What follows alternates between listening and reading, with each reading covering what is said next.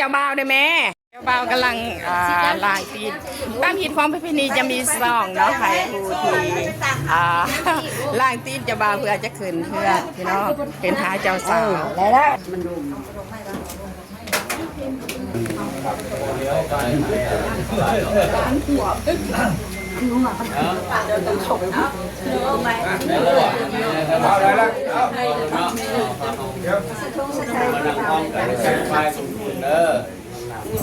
คิดอยู่ในสวรรค์และสันฟ้ากับปัญญาเย็นปัญญาภูมิปัญญายมมาราเจ้าทั้งหลายข้าพเจ้าข้าเจ้าทั้งสองทั้งเป็นคู่กันมาแต่เมืองแขนเป็นแฟนกันมาแต่เมืองฟ้าใหญ่มาเห็นหน้าเห็นตาและจึงว่าเป็นผัวเป็นเมียนับเป็นนี่เป็นหน้าเป็นได้เป็นผัวเกี้ยวเมียที่เป็นผัวยิ่งเป็นเชี่ยวเป็นผัวคำเมียคุณผิดพลาดอันใดให้อภัยให้กันให้มีแต่ความสุขความเจริญวัฏยันตุภวังสยมังคารังเถิ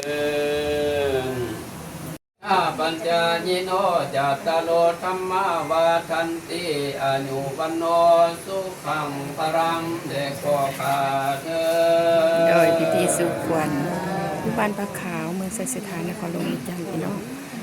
ลูกแม่พวงลูกหลาลูกชายหลาสุขวัญแต่งงานขอให้เป็นผัวแก้วเมียเก็บเด้อวาดนำเราหยาดไหลตกใส่ดินขอให้นางธรณีอยู่ดินมาปกป้องคุ้มครองสุมเจ้าเนอผู้ขาจักวิตลงน้ำขอให้พญาพุทธพญานาคปกป้องคุ้มครองคำสู่อยู่โน้นสุมเจ้าเนอผู้ขาจักวิตถึงผู้และถึงฟ้าขอเราเทวพุทธเทวดามาปกป้องคุ้มครองคำสู้อยู่นอนสุมเจ้าเนอบิดบาทที่หนึ่งให้ได้ข้องเก้ากำบิดบาทที่สองให้ได้คำเก้าเงินบิดบาทที่สามให้เข้าล้านเงินมาเนี่ยบิดบาทที่สี่ได้มีผัวเมียนาหนุ่มน้อยว่าเป็นผัวเกี่ยวเมียทีเป็นผัวยิดเมียเสียวบิดบาทที่ห้าให้ได้แพ้กษาต้นซอกบิดบาทที่หกให้ได้เงินปอกเขาดีบิดบาทที่เจ็ดได้เสื้อสุนเซลและมุกดาบิดบาทที่ผู้บาทบิดบาทที่เก่าว่าเป็นเก่าคำเก่าเกินว่าสยโยสยังสยังตูภวังสยมังคารังเถิดสาธุ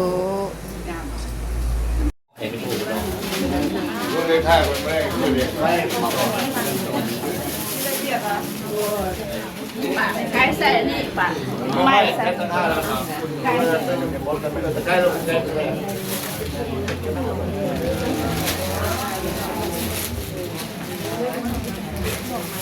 เอาจานเมื่อวานเลย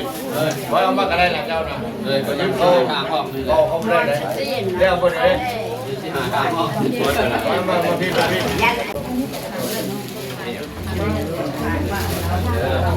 ผมมา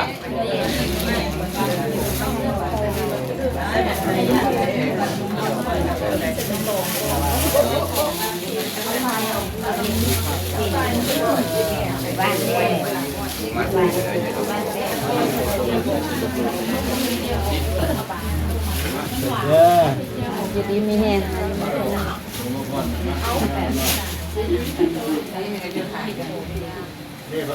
เข้ากันเด้อ